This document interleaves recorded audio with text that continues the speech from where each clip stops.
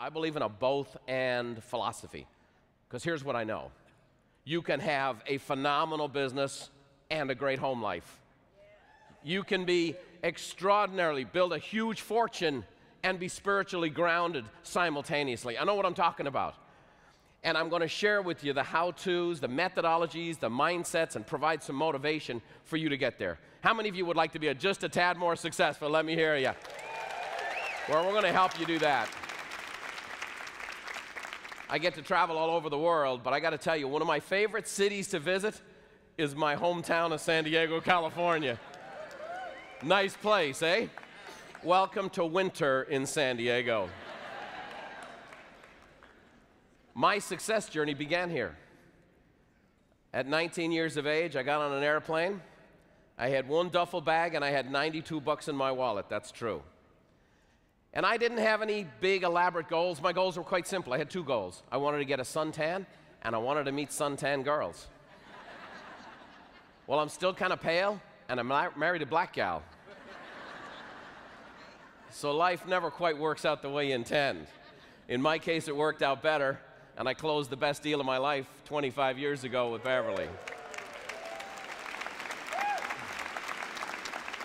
6 kids and a whole lot of fun later.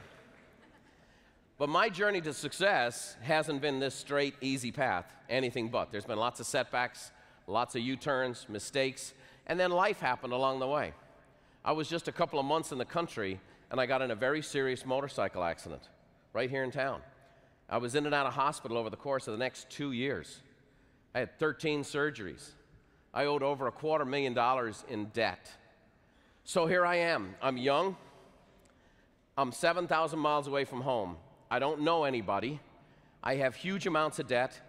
Wasn't the best in my class, and I had no discernible skills. So if you find yourself in that situation in life, what industry do you think you should jump into? That's right, real estate. Isn't America a great country? I got a chance at a young age with no discernible skills to sell the most expensive product there is. And a product that's such a big deal to people when they buy it. A place where it's not just their house, it's their home.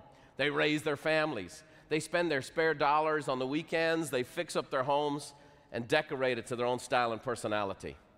So I dove into the real estate business, really didn't know anything, and the real estate industry in the 80s was really all about the hard sell. Cold calling, door knocking, for sale by owners, expired listings, get in people's faces. I went to seminars. I went to a seminar right here in this convention center, and I heard the leading trainer in the industry at that time say his philosophy was find them, fleece them, and forget them. And I thought, wow, I can't do that. Because I came from a different place. I was raised a different way. You know, I'm a 5th-generation painter and decorator's son. And in my father's business, you went to work inside the family business. You learned the trade when you were a kid. About 8 years of age, you started working with my grandfather, learning the basics. And then you worked on your weekends and on your summer's vacations. And you did that until you left home, which is why we all left home at about 12, by the way. But there was a principle my father and my grandfather instilled in me, is that every day they'd walk through the job site, they'd look at your work and they'd ask you this one question, a question that eventually came to revolutionize my career. After looking at your work, they'd look you dead in the eye and they'd say, well, Brian, can you put your name to that? Can you put your name to that? And if you couldn't put your name to the work that you'd done that day, guess what you had to do? Do it over. You see, my father and grandfather knew this, that if we served the customer in such a way that we exceeded their expectations, they would then exceed our expectations and send us more customers. Does that make sense? So here's what I did. I took those old world principles that my father and grandfather had handed down to me and applied some new school sales and marketing principles and put them together and built myself a heck of a business.